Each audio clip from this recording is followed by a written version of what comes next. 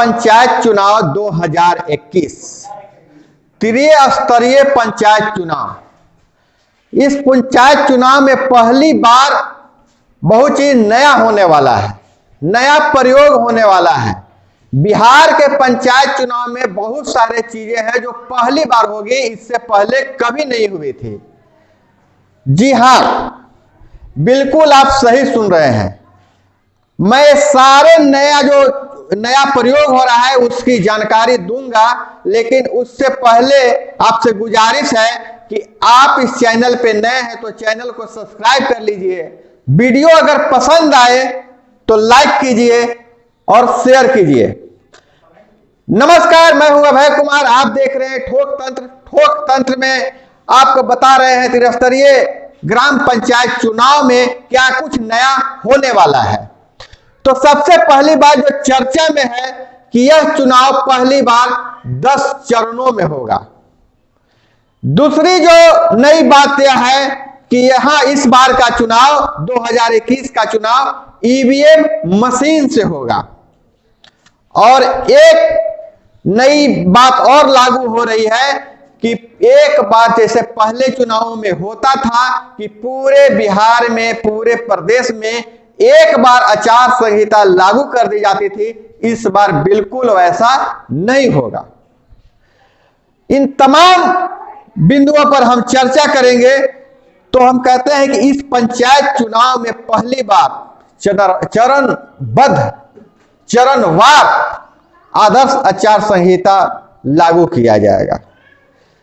क्योंकि यह चुनाव 10 चरणों में हो रहा है, तो जिस चरण में, जिस जिला में चुनाव होगा उसी जिले में ही आदर्श आचार संहिता लागू की जाएगी। ऐसा इसलिए किया जा रहा है कि चुनाव चूंकि लंबी चलेगी, 10 चरणों में चलेगी, तो राज्य में विकास की जो गति है वह शिथिल पड़ जाएगा, विकास कार्य ज्यादा दिनों तक बाधित रहेगा। वैसे भी कोरोना काल के कारण बिहार क्या पूरे देश में विकास की गति में थोड़ी मंदी आई है। तो इस गति बाधित नहीं हो, इसलिए चुनाव जहां होगा वहीं आदर्श आचार संहिता लागू किया जाएगा। ऐसा नहीं है कि सिर्फ कारण यह है, एक और कारण है, पैसे भी बचाना है। इसलिए लंबी चुनाव प्रक्रिया चल रही है। 10 चरणों में चुनाव होने का कारण यह भी है कि पैसा बचाना है, तो इसलिए 10 चरणों में, और विकास कार्य बाधित नहीं हो, इसके लिए आदर्श आचार संहिता सिर्फ उन्हीं जगह लगाया जाएगा जहां चुनाव होने हैं। पहले पूरे राज्य में लगाया जाता था। इसके लिए निर्वाचन आयोग ने पूरा प्लान तैयार किया है। राज्य निर्वाचन आयोग ने पूरा प्लान तैयार किया, ब्लूप्रिंट तैयार कर लिया है। सबसे पहले जो बातें होती है कि चुनाव पहले कहां होगी और कैसे होगी, कितने, एक चरण में कितने जिलों में चुनाव होगी, तो आप जान लीजिए सबसे पहले बाढ़ प्रभावित क्षेत्रों में चुनाव होगा। जो पहला चरण का जो चुनाव होगा, पहला दूसरा जो भी है, वो बाढ़ प्रभावित क्षेत्रों में चुनाव होगा। उसके बगल के एक हर चरण में बगल के भी एक जिलों का लेने का प्रयास किया जाएगा। जो बाढ़ प्रभावित से बगल के जिले हैं वहां मतलब प्रयास किया जाएगा कि वह एक जिला को शामिल किया जाए। दूसरी बात यह है, प्लान यह भी तैयार हो रहा है कि जो चुनाव कराया जाएगा, एक चरण में कितने जिलों में चुनाव करवाया जाए। तो अधिकतम 4 से 5 जिलों में चुनाव एक चरण में होगा, लेकिन अधिकतम जो है, वैसे जिले बहुत कम हैं। अधिकतम जिलों में चुनाव 3 जिलों में एक साथ चुनाव कराया जाएगा। हर चरण में 3 जिलों में एक साथ चुनाव कराया जाएगा। 4 से 5 जिले ऐसे होंगे, ऐसे एक चरण में जो 4-5 जिले शामिल होंगे सेम चरण में, वो ऐसे जिले होंगे जिनकी क्षेत्र कम है, पंचायतों की संख्या कम है। वहां 4 से 5 4 चरण में 4 जिले शामिल हो एक चरण में, या 5 जिले शामिल हो। लेकिन जो बड़े जिले हैं जहां पंचायतों की संख्या अधिक है, वहां एक साथ मात्र 3 जिलों में ही चुनाव करवाया जाएगा। ऐसा नहीं कि कारण सिर्फ यह नहीं है कि चुनाव करवाने में परेशानी होगी, कारण यह है निर्वाचन आयोग एक ब्लूप्रिंट तैयार किया है कि पैसे भी बचाना है।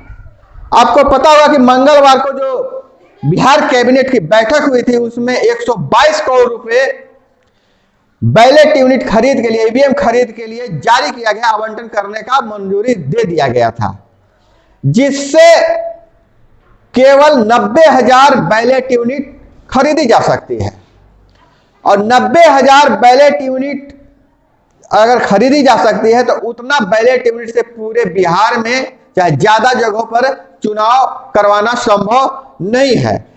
तो पूरे अगर बता दें आपको आंकड़े की बात करें तो 8387 माने 8367 पूरे पंचायत है पूरे बिहार में। हर पंचायत में है कि वार्ड हो गए, एक पंचायत में कम से कम, बहुत छोटा पंचायत है तो 10 वार्ड 12 वार्ड होगा, हर वार्ड पे 6 बैलेट यूनिट की जरूरत है। तो अगर आप गुना कीजिएगा तो ये संख्या बहुत ज्यादा हो जाएगा, उतना ही बैलेट यूनिट खरीद करने के लिए बहुत ज्यादा पैसे की जरूरत पड़ेगी। इसलिए अब और जो अभी जो प्रक्रिया है वो 90,000 बैलेट यूनिट की ही खरीद की बात चल रही है। तो इसलिए चुनाव जो है छोटे छोटे टुकड़ों में बांट दिया गया है, ज्यादा चरणों में चुनाव होगा और एक चरण में 3 जिले रखे जाएंगे। इससे खर्च बचेंगे, विकास कार्य बाधित नहीं हो, इसके लिए एक साथ आदर्श आचार संहिता नहीं लागू किया जाएगा। हालांकि जो ईवीएम खरीद की जो बात है अभी भी वह न्यायालय में मामला लंबित है। राज्य निर्वाचन आयोग ने ईवीएम खरीद के लिए कोर्ट से आदेश मांगा है जो अभी तक नहीं मिला है, लेकिन आदेश अभी तक कोर्ट का नहीं मिला है, फिर भी ईवीएम से चुनाव करवाने के लिए राज्य निर्वाचन आयोग ने पूरा ब्लूप्रिंट तैयार कर लिया है। हम समझते हैं जानकारी आपके लिए उपयोगी होगी और इसी तरह के जानकारी के लिए हमसे आप जुड़े रहें। मैं आपका दोस्त अभय कुमार, देखते रहिए ठोक तंत्र। जय हिंद, वंदे मातरम।